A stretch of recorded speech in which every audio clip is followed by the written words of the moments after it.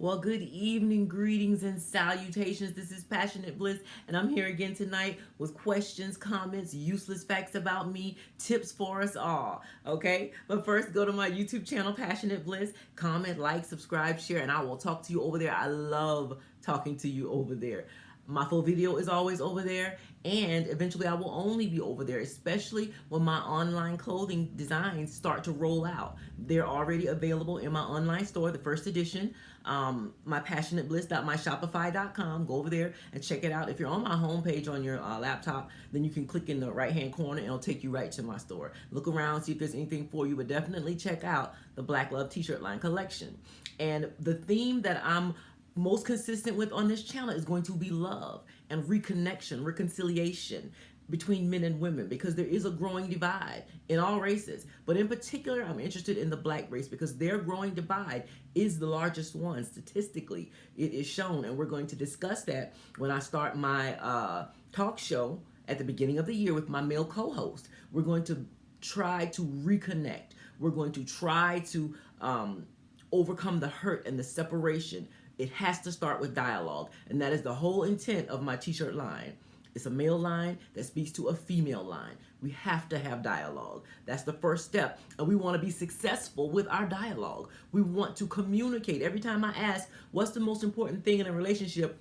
Everybody says communication, men and women. The problem I see is that we are not having effective communication. We're not communicating what we want to communicate. Sometimes we're trying to solve a problem, and only thing we're communicating is anger, is hurt, is pain, name calling, cursing, which is an enemy of communication. It is a barrier to communication. So what we want to do is make sure we have the proper tools to communicate. And for that reason, last week and this week is a 5-part series that we have been trying to work on communicating consciously and subconsciously love to our partner.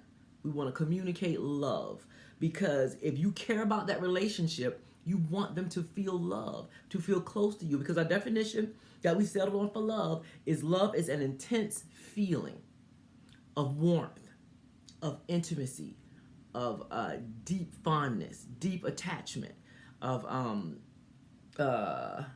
tenderness. And you want that person to feel that from you, because you can say I love you, but if that person does not feel loved, then you are wasting time. That person is going to feel unloved, and they're going to feel unappreciated and unwanted. And that leaves space for them to either one, just grow apart from you, or number two, somebody else will come in and make them feel loved if they can speak their love language. Because we communicate verbally and non-verbally. So we want the things we say and the things we do to make our partner feel loved if you care about that relationship. If you don't care about this relationship, then as far as I'm concerned, you can, pardon me, get the hell on. Because you're wasting their time and your time. Because especially at a certain age, you should be looking for a serious commitment, a relationship that means something, where you can feel loved and where you can give love.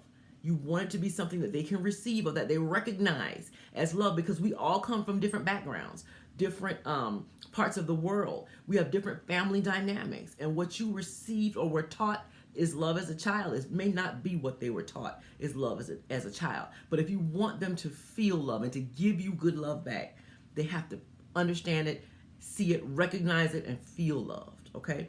And so with that in mind, we were reviewing the book by Gary Chapman, published in 1992, called 5 Ways to Express and Experience Love Between Romantic Partners. Okay, and he pointed out that there were 5 love languages that each person will recognize as love if you communicate it or show it to them. They will recognize it as love and they will feel love. And it may not be yours, it may be the exact opposite. The question is, are you willing to learn what their love language is so that they can feel deep affection, fondness, tenderness, warmth, intimacy, and attachment.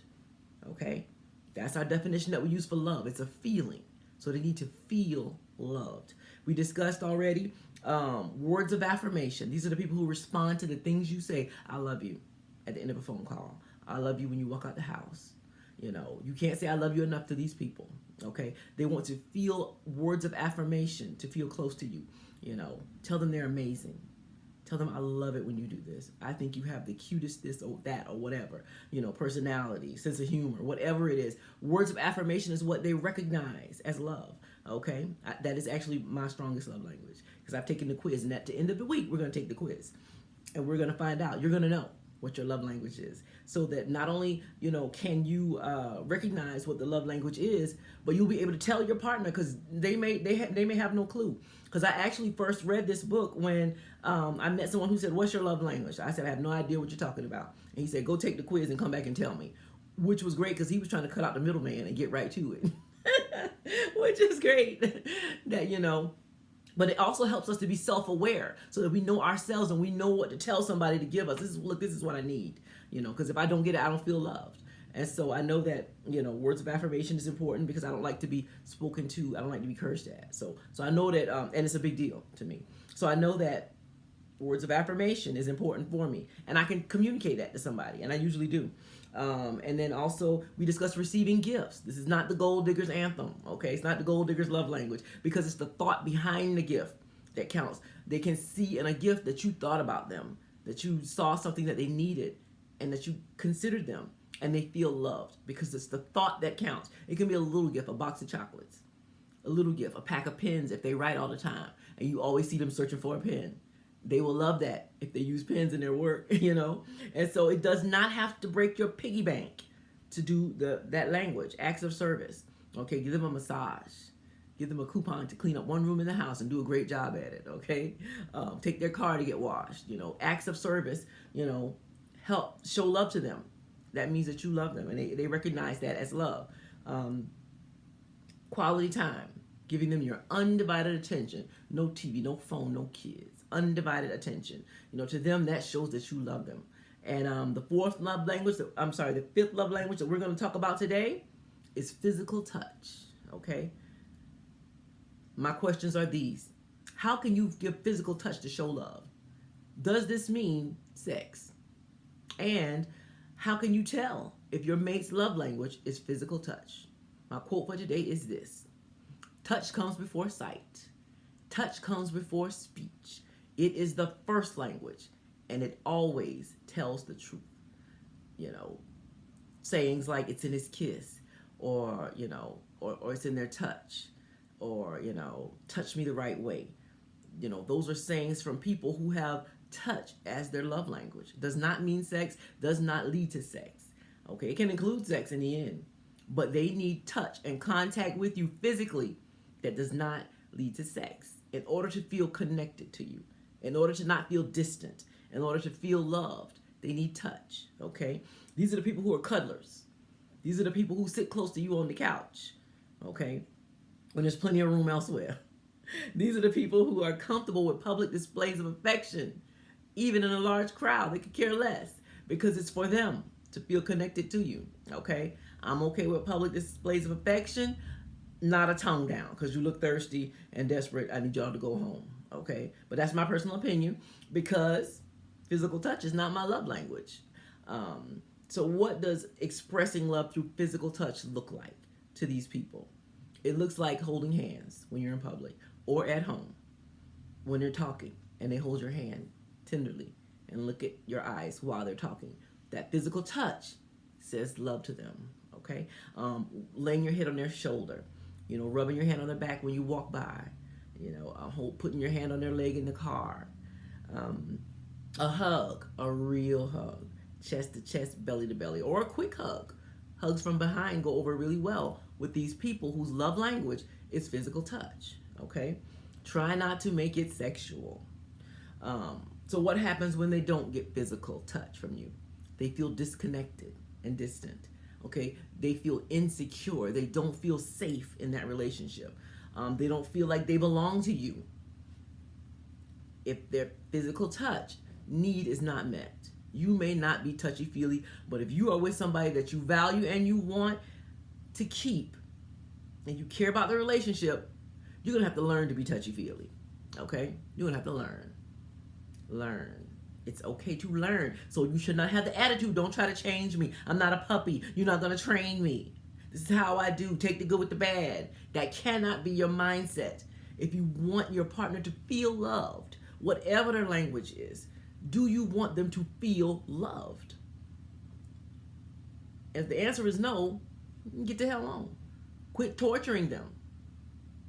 Because to be in a relationship where you feel unloved is torture. Leave them alone. Go about your business. So if you're not willing to learn for that person, then that means that you what? You don't love them enough.